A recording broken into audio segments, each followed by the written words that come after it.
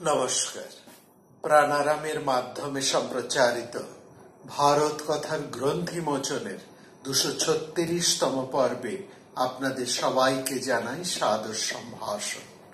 মহামতি অনন্তলালের পরম আশীর্বাদে আমরা প্রতিদিন শুনে চলেছি ভারত কথা। ভারত কথায় গত পর্ব হতে আমরা শুনছি ভীম এবং মহারাজ নহুষের কথোপকথন। এখানে আমরা লক্ষ্য করেছি ভীম নিজের মৃগয়ায় এসেছেন এবং মৃগয়ায় এসে শক্তিমত্তা এবং মৃগয়ার এক কাম উচ্ছ্বাসে, এক নেশায় তিনি আচ্ছন্ন হয়ে একের পর এক পশু মারতে মারতে এগিয়ে চলেছেন। অর্থাৎ প্রয়োজনের তুলনায় অনেক বেশি পশু তিনি মেরে চলেছেন। এমনই অবস্থায় তিনি যখন উল্লাসের সাথে দিক বিদিক কাণ্ড জ্ঞান শূন্য হয়ে এগিয়ে চলেছেন পশু হত্যা করতে করতে, তিনি হঠাৎই এক নাগ জনজাতির এক কীর্তিমান শক্তিশালী পুরুষের হাতে ভীষণভাবে বাধাপ্রাপ্ত হলেন। সেই পুরুষ তাকে এমন ভাবে পেঁচিয়ে ধরলেন যে ভীম সহস্র চেষ্টা করেও কোনো মতেই সেই শক্তিমান পুরুষের আগল হতে নিজেকে মুক্ত করতে পারলেন না। ভীম সবিস্ময়ে প্রশ্ন করলেন, আপনি কে? নিজের পরিচয় দিয়ে ভীম বললেন, আমি পাণ্ডুপুত্র ভীম, যুধিষ্ঠিরের অনুজ। আপনি কে? কে আপনি? কি এত শক্তি আপনার, এমন সামর্থ্য, যেভাবে আপনি আমাকে ধরে রেখেছেন যে শক্তিতে, এ তো কোনো মানুষের শক্তি হতে পারে না। এ তো নিশ্চয়ই কোনো দেবতার বর আপনি লাভ করেছেন। আপনি কে? আপনি দেবতার বরধন্য বলে মনে হচ্ছে। সেই সর্প বংশীয়, নাগবংশীয় সেই বিশাল পুরুষটি বললেন, বিদ্যাও নয়, বর নয়, বরং বলো অভিশাপ। অভিশাপের আমার আজ এই পরিণতি। আমি তোমাদের পূর্বপুরুষ, আমার নাম নহুষ। হয়তো তুমি আমার নাম শুনেও থাকতে পারো। এক সময় আমি স্বর্গের ইন্দ্রপদ লাভ করেছিলাম। তারপর ক্ষমতার দর্পে আমি সে সময় ব্রাহ্মণদের, শ্রেষ্ঠ বুদ্ধিজীবীদের অবমাননা করতে আরম্ভ করি। ফলত অগস্ত্য মুনি আমাকে অভিশাপ দেন। সেই অভিশাপে আমার সেই শ্রেষ্ঠ অবস্থা হতে এইখানে পতন। অর্থাৎ আমরা লক্ষ্য করছি এই বিরাট পুরুষটি, যিনি একসময় আর্যবংশীয় ছিলেন, যিনি চন্দ্রবংশীয়, আয়ুর পুত্র নহুষ, তিনি আজ অভিশাপে অনার্য নাগ বংশে পতিত হয়েছে। কিন্তু তার স্মৃতি বিভ্রম হয়নি, তার পূর্বস্মৃতি সম্পূর্ণই অক্ষুণ্ণ আছে এবং সেই পূর্বস্মৃতির ফলেই তিনি ভীমের কাছে নিজের সঠিক পরিচয় যেমন তুলে দিলেন এবং তিনি তার নিজের শর্তগুলো ভীমকে জানালেন। বললেন, অজগর সাপের মতনই আমার অবস্থা, আর আমার একটা শর্ত, যখন আমি সেই স্বর্গ হতে বিচ্যুত হয়ে এই জনজাতিদের মধ্যে অবস্থান করতে আরম্ভ করি অগস্ত্য মুনির অভিশাপে, তখন মুনি আমাকে বলেছিলেন, দিবসের শেষ ভাগে যে প্রাণী তোমার সামনে এসে উপস্থিত হবে সেই হবে তোমার বদ্ধ, সেই হবে তোমার খাদ্য, এবং তুমি যাকে জড়িয়ে ধরবে সে পুরুষ যতই শক্তিমান হোক না কেন, যেই হোক না কেন, সে তোমার নাগ পাশ হতে কিছুতেই নিজেকে মুক্ত করতে পারবে না। আর একটা কথাও, আমার পরম ও করুণার প্রার্থনায় আমার কাকুতি মিনতিতে সেই মহামুনি প্রসন্ন হয়ে আমাকে বলেছিলেন, এই সর্পদশা তোমার বেশি দিন থাকবে না, অর্থাৎ নাগ জাতির জনজীবনের মধ্যে তোমার যে অবস্থান, এই জন্ম তোমার বেশি দিনের হবে না। যেদিন একজন মানুষ এসে তোমার মনোমত প্রশ্নের উত্তর দিয়ে তোমাকে মুক্ত করতে পারবে, সেই দিনই তোমার মুক্তি ঘটবে। এখানে নহুষ তার পূর্বজীবনের শুধু উল্লেখ মাত্র করেছেন, কি কারণে তার এই অধঃপতন, আর্য হতে অনার্য বংশে তার জন্ম, সর্প জনজাতির বংশের মধ্যে তার জন্ম, সে কথা তিনি বিস্তারিতভাবে ভীমের কাছে বলেন। পুরো ঘটনাটি আমরা পরে শুনব। এখানে আরেকটা জিনিস আমাদেরকে এখানে বলতে চাইব আমরা, সেই শাপগ্রস্ত নহুষের সূত্র ধরে, যে মহাভারতের মতন এই মহাকাব্যের যে কাহিনী বিন্যাস ঘটে চলেছে, এই কাহিনী বিন্যাসের রূপরেখার দিকে আপনাদের একটু দৃষ্টিপাত করতে আমরা বলছি, একটু অনুরোধ করছি। এই মহাভারতের কাহিনী বিন্যাসের এই যে রূপরেখা, তার দিকে একটু তাকাতে। এখানে নহুষ কৌরবদের পূর্বপুরুষ। তিনি অগস্ত্য মুনির অভিশাপে এই আদিম জনজাতির মধ্যে জন্ম নিয়েছেন এবং তিনি এক বিশেষ শক্তি, এক দুর্নিবার্য শক্তির অধিকারী হয়ে ভীমের মতন মহাশক্তিশালী মানুষকে এমন বজ্র আটুনিতে ধরেছেন যে ভীম নিজেকে মুক্ত করতে পারছেন না। আসলে তিনি জানেন যে তার মুক্তি একজনের সামনাসামনি হলেই, একজনের সামনে উপস্থিত হলেই তিনি মুক্তি লাভ করবেন, এবং সেই পুরুষটি যুধিষ্ঠির। যুধিষ্ঠিরই সেই পুরুষ যিনি নহুষের অনন্ত জিজ্ঞাসার, মূল জিজ্ঞাসার, অনন্তকাল ধরে নহুষের মধ্যে যে প্রশ্নের উদয় হয়েছে, সেই প্রশ্নের একমাত্র নিরসন করতে পারেন যুধিষ্ঠির, এবং সেই যুধিষ্ঠির এসে এক নহুষকে মুক্তি দিতে পারে, তার প্রশ্নের সমাধান করে, তাকে সঠিক উত্তর দিয়ে। বস্তুত নহুষের যে প্রশ্ন, সেই প্রশ্ন সমাজ, সংস্কৃতি, ধর্ম, দর্শন নিয়ে। মহাভারতে যে বিরাট প্রশ্নটি নহুষ তুলে ধরবেন, সেই প্রশ্ন উত্তর যিনি দেবেন, তার যেমন একটা যোগ্যতার প্রয়োজন, যিনি এই প্রশ্ন তুলবেন, এই ধরনের এক বিরাট প্রশ্ন তুলবেন, তারও তো এক বিশাল যোগ্যতার প্রয়োজন। সব মানুষ কি সব ধরনের প্রশ্ন তুলতে পারে? কিংবা বলা ভালো, সব মানুষের মনেই কি বিশাল প্রশ্ন জাগে? একটা বড় প্রশ্ন, সমাজের একটা পরিবর্তনের প্রশ্ন, একটা ধর্ম দর্শনের প্রশ্ন, এক কালজয়ী প্রশ্ন, তো সেই মানুষের মতনই, সেই মানুষের মনেই জন্মগ্রহণ করে, জন্মায়, উদয় হয় যে মানুষটি সেই রকমই ক্ষমতাবান, বৈদগ্ধ্যে, জ্ঞানে, পরাক্রম। সেই প্রশ্নটা শুধু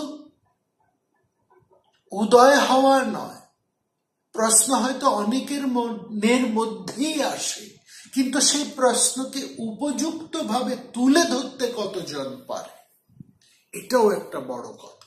সবাই সব প্রশ্ন সমাজের সামনে দ্ব্যর্থহীন ভাবে, স্পষ্ট ভাবে তুলে ধরতে পারেন না। এই তুলে ধরার জন্য একটা বিশেষ যোগ্যতার প্রয়োজন হয়। আর ঠিক এইখানে সেই যোগ্যতম লোক হিসেবে নহুষকে বাছা হয়েছে, যিনি তার সময় এতটাই বিরাট রাজা ছিলেন, শক্তিমান, ধর্মপরায়ণ, ন্যায়নীতি পরায়ণ, যার জন্য তাকে সেই সময় ইন্দ্রপদেও অভিষিক্ত করা হয়েছিল। তিনি শুধু মর্তলোকের রাজা ছিলেন না, তিনি স্বর্গলোকেরও রাজা হয়েছিলেন। তিনি নরেন্দ্রের পরে তিনি দেবেন্দ্র বা ইন্দ্রপদে অভিষিক্ত হয়েছিলেন। এইখানে এক বিরাট প্রশ্ন উদয় হয়েছে সেই সময়, একটা বিরাট প্রশ্ন সেই সমাজের মধ্যে জেগে উঠেছে, বুদবুদের মতন উঠেছে, কিন্তু কেউ সাহস করে এই প্রশ্নটা তুলতে পারেননি। সেই প্রশ্নটা উত্থিত হয়েছে নহুষের মুখে, আর সেই বিরাট প্রশ্নের উত্তরই বা কে দিতে পারে?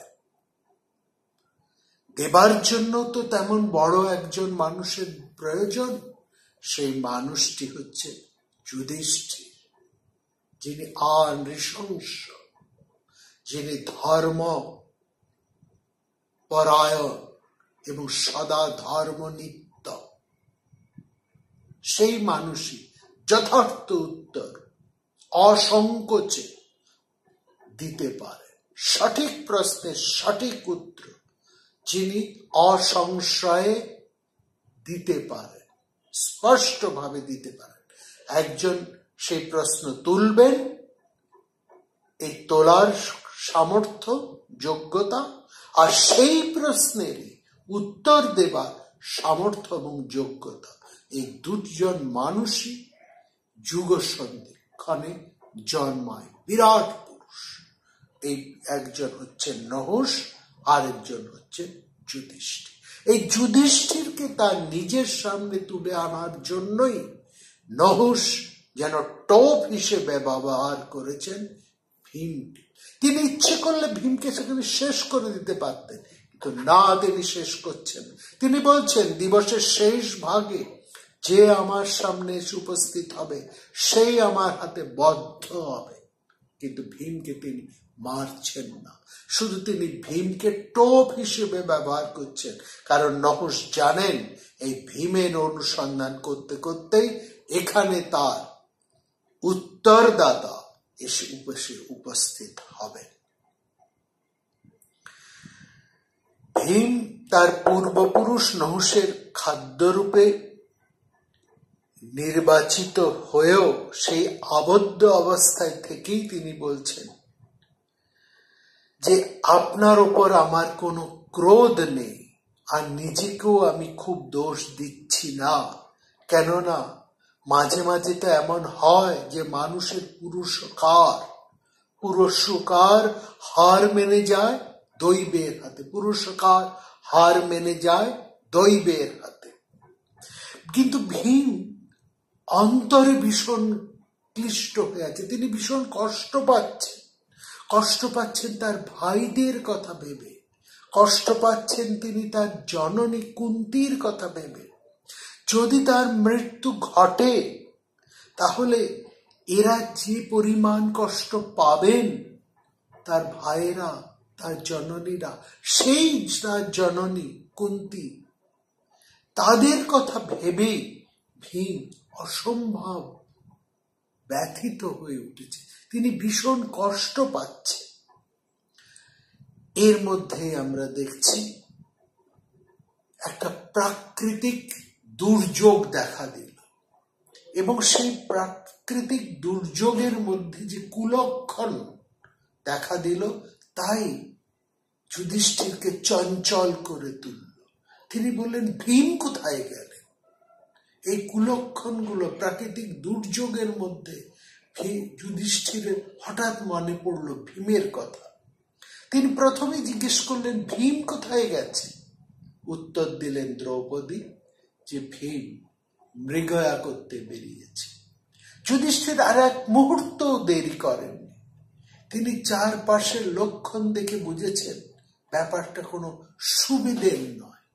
এই কুলক্ষণগুলো যেন একটা বড় মানুষের মধ্যে এমন একটা ভাবনার উদয় হয়, তারা তখন সঠিক বুঝতে পারেন যে তার কোনো প্রিয়জনের কোনো বিপদ হয়েছে। এই কথাটা ভেবেই তিনি অর্জুনকে বললেন, তুমি দ্রৌপদীকে রক্ষা করো, এবং নকুল সহদেবকে বললেন, তোমরা ব্রাহ্মণ এবং অন্যান্যদের রক্ষা করো।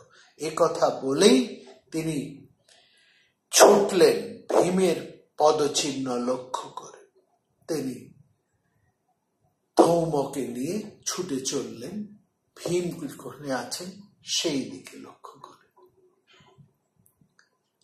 খুঁজতে খুঁজতে তিনি সেই প্রাচীন আদিম জনজাতির বসতির মধ্যে, সেই জনজাতি বসতির মধ্যে তিনি উপস্থিত হলেন, এবং সেখানে সেই সর্বজাতির এক প্রধান পুরুষ, যিনি ভীমকে ভীষণভাবে ধরে রেখেছেন, আবদ্ধ করেছেন, যার না পাশ থেকে ভীম কিছুতেই মুক্ত হতে পারছেন না, তার সামনে এসে উপস্থিত হলেন। যুধিষ্ঠির এসে উপস্থিত হলেন তার পূর্বপুরুষ নহুষের সামনে। যুধিষ্ঠির যেতে যেতে দেখলেন যে ভীম কত পশু অকারণে চারদিকে মেরে রেখেছে। আরো খানিকটা এগিয়ে যাবার পর তিনি একটা অদ্ভুত গুহার সামনে এসে উপস্থিত হলেন। প্রাকৃতিক পরিবেশ, মহাভারতকার বলছেন, রুক্ষ গাছের পাতা নেই, কাছাকাছি কোথাও জলের লক্ষণ নেই, খার মাটি বালি পাথর এরকমের মতন একটা পাহাড়ের গুহার সামনে দেখলেন ভীমের মতো মহাবলী ভীম তাকে সম্পূর্ণ আষ্টে পৃষ্ঠে ধরে রেখেছেন এক মহাবলী পুরুষ, যেন এক সর্পিল অজগরী চাতুরীতে। যুধিষ্ঠির হতচকিত এবং ব্যস্ত হয়ে উঠতেই ভীমই নহুষের পরিচয় জানালেন। যুধিষ্ঠির ভাইকে ছেড়ে দেবার জন্য নহুষরূপী সর্পকে অনেক মিনতি করলেন, কিন্তু নহুষ যুধিষ্ঠিরের কোনো কথা শুনলেন না। বললেন, আমি তোমার ভাইকে ছেড়ে দিতে পারি যদি তুমি আমার প্রশ্নের উত্তর দিতে পারো, সঠিক জবাব দিতে পারো, তাহলেই আমি তোমার ভাইকে মুক্ত করে দিতে পারি। যুধিষ্ঠির বললেন, বলুন, আপনার ইচ্ছা অনুসারে আপনি আমাকে প্রশ্ন করুন, আমি আপনার সব প্রশ্নের উত্তর দেব। দেখি প্রশ্নের উত্তর দিয়ে আমি আপনার প্রীতি সম্পাদন করতে পারি কিনা। ব্রূহি সর্প যথা কামং প্রতিবক্ষ্যামি তে বচঃ অপিচ্ছেচারুয়ং প্রীতিম আউর্তং তে ভুজঙ্গম। এখানে সর্প ভুজঙ্গম যাই ব্যবহার করুক না কেন, যাই শব্দই এখানে আসুক না কেন, আমাদের এটা বুঝতে হবে এটি এমন আদিম জনজাতির সামনে যুধিষ্ঠির এসে দাঁড়িয়েছেন, সেই নাগ জনজাতির এক প্রধান শক্তিমান কীর্তিমান পুরুষের সামনে, যারা নিজেদেরকে নাগ বলে পরিচয় দিতেই ভালোবাসেন। সর্প জনজাতি বলেই তারা নিজেদেরকে পরিচয় দেন। সেই নাগ নহুষ, যিনি স্বর্গভ্রষ্ট হয়ে, শাপতাড়িত হয়ে, স্বর্গভ্রষ্ট হয়ে এই আর্য হতে অনার্য জনজাতির মধ্যে যার অধঃপতন হয়েছে, জন্ম হয়েছে, অথচ তার পূর্বে সমস্ত কথাই পরিষ্কারভাবে মনে আছে, সেই জনজাতি প্রধান পুরুষ সর্প তাকে প্রশ্ন করবেন। এবার যুধিষ্ঠির তার উত্তর দেবেন। এখানে একটা কথা আমরা বলতে চাই, এখানে একটা সমাজ বা ঐতিহাসিকের জায়গা তৈরি হচ্ছে। এই যে নহুষ, এর কথা মহাভারতে আছে। এই নহুষের পরিচয় কিন্তু আমরা ঋগ্বেদে পাই। নহুষ এই মানব সভ্যতার সমসাময়িক। ঋগ্বেদের মধ্যেই তাকে প্রজারঞ্জক রাজা হিসেবে বলা হয়েছে এবং নহুষের কে বলা হয়েছে এই পৃথিবীর সমস্ত মানুষই যেন নহুষের সন্তান। নহুষ এত বড়, নহুষী প্রজা। ইয়া দশানি আর্যানি বৃত্তাকর বজ্রসুস্তকা নাহসান। যারা আর্য যারা অনার্য সবাই নহুষের প্রজা। অর্থাৎ নহুষের সাথে মানুষ কথাটার জন্য একটা কথা সমর্থ আমরা খুঁজে পাই। সবাই এই পৃথিবীতে আর্য অনার্য সবাই নহুষের প্রজা বা সন্তান।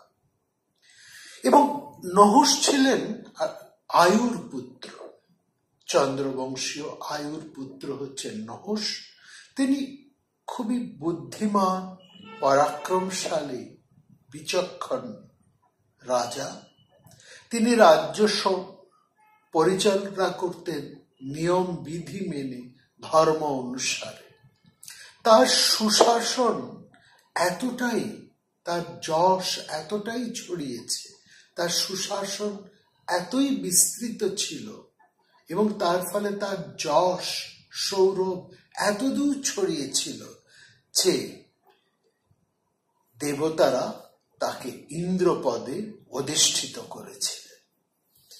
দেবতা, ঋষি, ব্রাহ্মণেরা এবং গন্ধর্ব, নাগ, রাক্ষসেরা সকলকেই তাকে রাজা হিসেবে স্বীকার করে নিয়েছিল। অর্থাৎ মানুষের রাজা যেমন তিনি ছিলেন মর্তলোকে, তিনি ইন্দ্রলোকে ইন্দ্রপদ লাভ করে, ইন্দ্রত্ব লাভ করে তিনি ঋষি, ব্রাহ্মণ, গন্ধর্ব, নাগ, রাক্ষস সবারই তিনি একাধারে রাজা হয়ে উঠেছিলেন।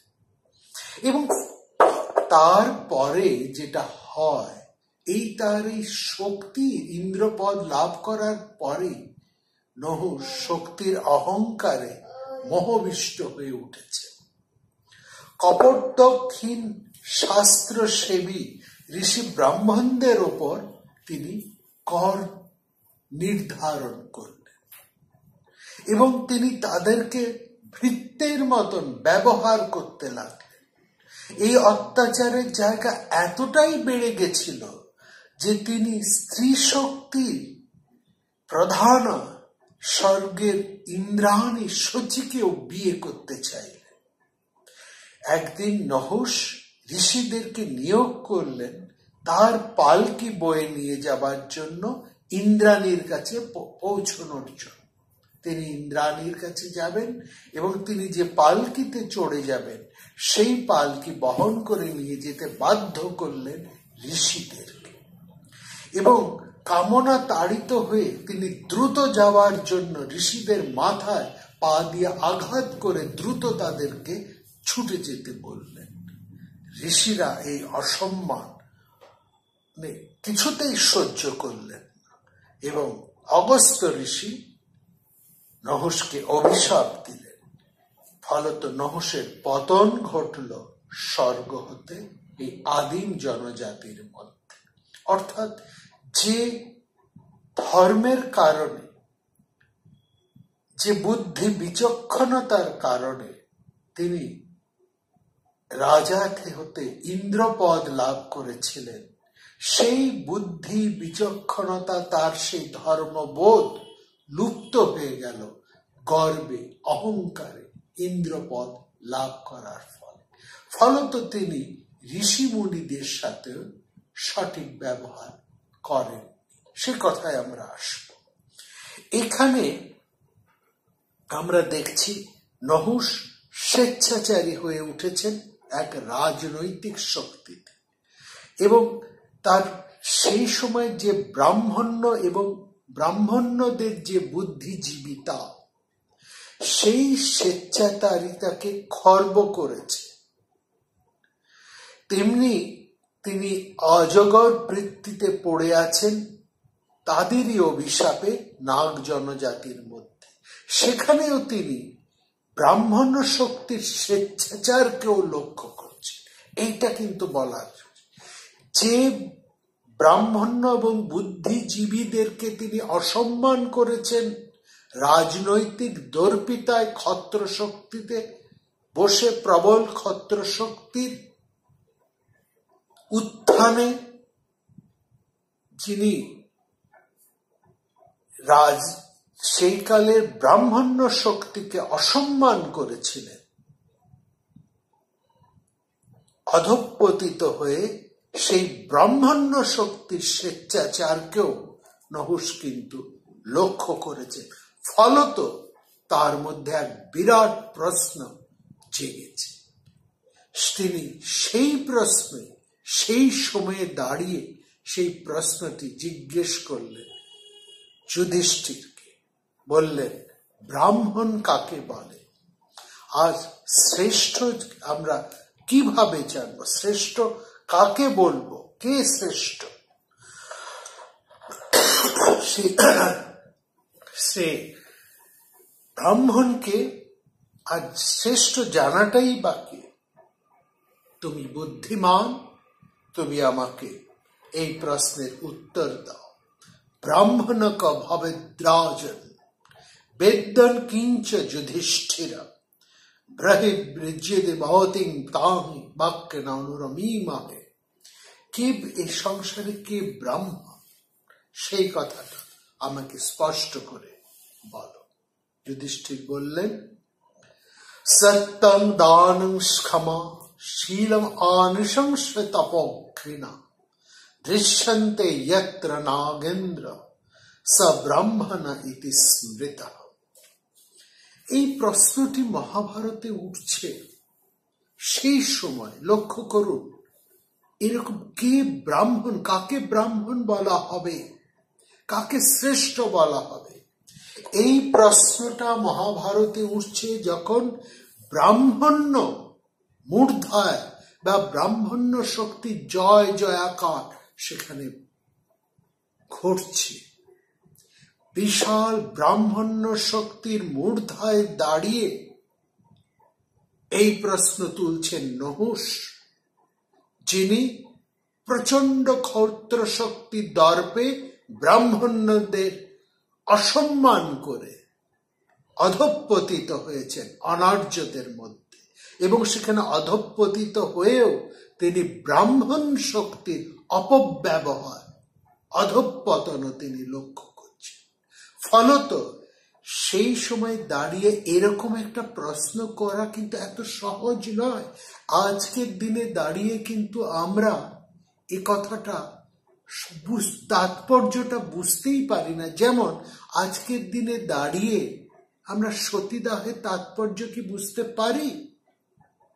আমরা না কত কথাই সতীদাহ সম্পর্কে বলতে পারি, ঘৃণ্য প্রথা, ঘৃণ্য প্রথা, মারাত্মক প্রথা, একটা বিভৎস প্রথা, এইসব আমরা বলতে পারি। কিন্তু যত কথাই বলি না কেন, সতীদাহের যে একটা ঘাস ছমছম কাটাটা শিওরে ওঠার মতন ঘটনা, তার কতটা আমরা আসলে অনুভব করতে পারি।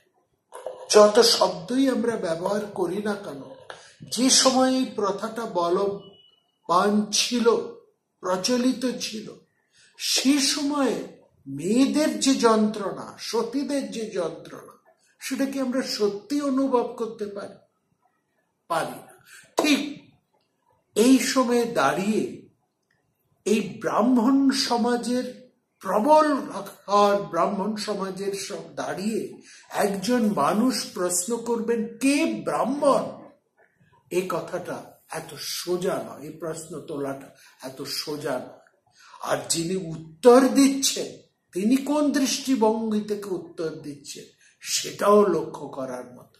এত স্বচ্ছ, এত স্পষ্ট, অকপট উত্তর কেই বা দিতে পারে যুধিষ্ঠির ছাড়া। অর্থাৎ যুধিষ্ঠির বলছেন, সত্য, দান, ক্ষমা, সৎ চরিত্র, কোমলতা, তপস্যা এবং দয়া, এই সমস্ত গুণ যে মানুষের মধ্যে দেখা যায় তিনি ব্রাহ্মণ। অর্থাৎ ব্রাহ্মণ কুলে জন্মগ্রহণ করলে তিনি কিন্তু ব্রাহ্মণ হবেন না। এই যে চিরাচরিত একটা বিশ্বাস, যা সেই সময় হতে পরবর্তী বহুকাল ধরে বয়ে এসেছে, সেই সব বিশ্বাসের ভিত্তিটাই কিন্তু নাড়িয়ে দিলেন মহারাজ যুধিষ্ঠির। ফলে প্রশ্নকর্তাও যেন খানিকটা হতবাক হয়ে গেলেন। তিনি যুধিষ্ঠিরকে বলছেন, কি বলছো?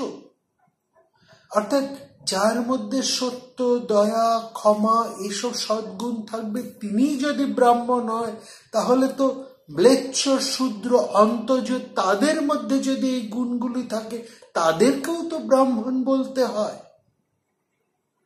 নহুষ প্রতিপ্রশ্ন করে বললেন, চাতুর্বর্ণং প্রমাণঞ্চ সত্যঞ্চ ব্রহ্ম চৈবহি শূদ্রঞ্চ বিচ সত্যঞ্চ দানম অক্রধ এব চ আনশং সহিষং চ ঘৃণং চৈব যুধিষ্ঠির বেদ্যং যচ্চাপি নির্দুক্ষং অসুখং চ নরাধিপ তভ্যং হীনং পদং চান্নং তদস্তীন লক্ষণ। বলছেন, কি বলছো? যদি এই সবই ব্রাহ্মণের লক্ষ্য হয়, তাহলে তো ম্লেচ্ছ, অন্তজ এই সমস্ত মানুষের মধ্যে যদি এই গুণ থাকে তবে তো তাকে ব্রাহ্মণ বলতে হয়। তাহলে চার বেদ বর্ণের মধ্যে যিনি আছেন, যিনি বেদ জানেন, তা যার সত্য প্রকৃতি গুণ ও ব্রহ্মজ্ঞান আছে, তিনি একমাত্র ব্রাহ্মণ। অর্থাৎ শূদ্রদের মধ্যেও যদি সদা সত্য, দান, ক্ষমা, সচ্চরিত্র, কোমলতা, তপস্যা, দয়া এগুলো থাকে, তাহলে তো তাকেই ব্রাহ্মণ বলতে হয়। তাহলে এটা তো আমি পরিষ্কার করে বুঝতে পারছি না। তাহলে ব্রাহ্মণের সন্তান সে ব্রাহ্মণ হবে না? এই গুণগুলো যদি শূদ্রের মধ্যে থাকে সেই শূদ্র হবে। আসলে আমরা একটা কথা ভুলে যাই, সে সময় খুব পরিষ্কার করে ভগবদ গীতায় স্বয়ং ঈশ্বর বলেছেন যে গুণ এবং কর্ম অনুসারে চতুর্বর্ণের সৃষ্টি। চতুর্বর্ণং মায়া সৃষ্ট গুণ কর্ম বিভাগ। এই গুণ এবং কর্ম, এই দুই কথাটিকে আমরা কেমন যেন ঢেকে রাখি, মুছে দিই, সরিয়ে ফেলি। গুণ এবং কর্মের জায়গায় আমরা শুধু জন্মটাকে, কুলটাকে আমরা প্রধান করে তুলি।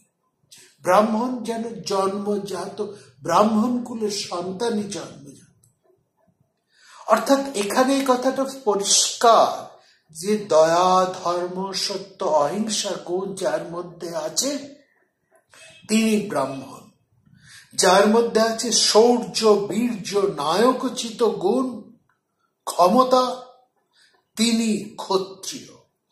এইভাবে গুণ বিশেষের সমাহার এবং বিশেষ বিশেষ গুণের প্রাধান্য, যেমন ব্রাহ্মণ হতে শূদ্রের সংজ্ঞা তৈরি করা হয়েছে, এবং সেটা তৈরি হয়েছে গুণ এবং কর্মের ভিত্তিতে। যজন, যাজন, অধ্যয়ন, অধ্যাপনা, দান, পরিগ্রহ এইসব যার মধ্যে আছে, আনুষঙ্গ ভাব যার মধ্যে আছে, তিনি ব্রাহ্মণ। আর যার মধ্যে শাসন, প্রজাপালন, যুদ্ধ, কূটনীতি, পরাক্রম ইত্যাদি রয়েছে, তিনি ক্ষত্রিয়। ব্যবসা, বাণিজ্য, কৃষিকর্ম, পশুপালন ইত্যাদি কাজ যারা করেন তারা বৈশ্য। আর যাদের নিজেদের কোনো উদ্যোগ নেই, কোনো চেষ্টা নেই, কোনো পুরুষাকার নেই, শুধুমাত্র যারা অন্যের আদেশ পালন করতে পারেন, যাদের নিজস্ব কোনো ভাবনা চিন্তা নেই, নিজেদেরকে তোলার কোনো সামর্থ্য নেই, অন্যের মুখাপেক্ষী হয়ে যারা থাকে, যাদের মধ্যে কোনো উদ্যোগের লক্ষণটুকু দেখা যায় না, এবং যারা সামান্য দুঃখে ম্রিয়মান হয়ে যান এবং একটু আনন্দেই যারা বিহ্বল হয়ে পড়েন, তারাই শূদ্র। খুব এই কারণগুলো কোনো জেনেটিক ব্যাপার নয়। এই গুণগুলো একটা মানুষ তার সংস্কারজাত হয়। এই গুণ নিয়ে যে গুণ নিয়ে যে মানুষ জন্মায়, সেই গুণ অনুসারেই সেই মানুষটি সেই ধরনের কাজে প্রবৃত্ত হয়, তার মধ্যে সেই ধরনের কাজের লক্ষণ দেখা যায়, এবং সেই অনুসারে তার বর্ণ স্থির হবে। সে কোথায় জন্মালো, কার ঘরে জন্মালো, এটা কখনোই প্রশ্ন হতে পারে না। তার মধ্যে যে গুণ থাকে এবং সেই গুণ অনুসারে সে যে ধরনের কাজ করে, সেটাই হচ্ছে তার বর্ণ। এই কথাটাই স্পষ্ট করে বলেছেন যুধিষ্ঠির। যখন জিজ্ঞেস করছেন, তাহলে কি তুমি এটা বলতে চাইছো যে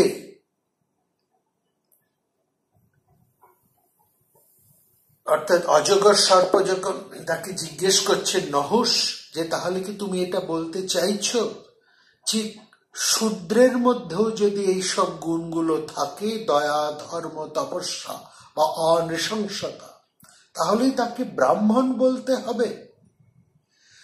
আর জন্মজাতিতে ব্রাহ্মণ হওয়া সত্ত্বেও যদি তার মধ্যে এই ধরনের গুণ না থাকে, তাহলে সে ব্রাহ্মণ নয়। না বৈ শূদ্র ভবেৎ শূদ্র ব্রাহ্মণ না চ ব্রাহ্মণ, তাকে শূদ্র বলতে হবে।